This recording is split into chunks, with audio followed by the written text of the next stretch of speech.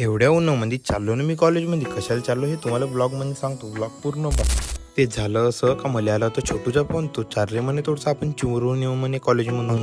मी निघलो त्याच्याकडे ज्यासाठी एखादी बुजुर्ग माणसाने खांद्यावर टावेल घेऊन, कारण ऊन तर खूपच लागत होती म्हणून टावेल घेऊन जायला लागला ना. पोहोचलो छोटूच्या घराकडे. छोटूच्या घराकडे पोहोचल्यावर म्हणते आपण कुंदनबाईच्या गाडीने जाऊन म्हणते प्रतीक तू मी ठीक आहे रे म्हणलं. चाल म्हणलं का घेतली गाडी चावी आणि निघलो तिघे कॉलेजला जायसाठी म्हणजे चिमुरले. कॉलेजमध्ये पोहोचल्यानंतर लावून देतो ना पार्किंगला साईडला गाडी. आपली गाडी लावतो पार्किंगला निघतो ना ऑफिसमध्ये, कारण की आपल्याला पटना ऍडमिशन करून चिमुरत बी जायचं होतं. 5 मिनिटात केली ना ऍडमिशन आणि निघलो चिमुरत जायसाठी, कारण की आपल्याला जायचं होतं थोडंसं चिमुरामध्ये काम होतं. का चिमुरात पोहोचलो नसतो होतो तर छोटू म्हणे आपण एवढ्या उन्हात आलो नसतो तर चला रे म्हणे आपण कोण खाऊन टाकून म्हणे, म्हणजे आईस्क्रीम खाऊन टाकून म्हणे. चलणार रे बा म्हणलं. खाऊन टाकलो ना आपण आईस्क्रीम बड्यापैकी. आईस्क्रीम खातो आणि निघतो घराच्या रस्त्याला, कारण की आपल्याला एका जणाची गाडी बी न्यायची होती. तर मग का प्रतीकनं छोटू झाला त्या गाडीवर आणि मग मी पकडली कुंदन व्हायची गाडी. तर निघतो ना आईस्क्रीम खातो लागतो घराच्या रस्त्याला.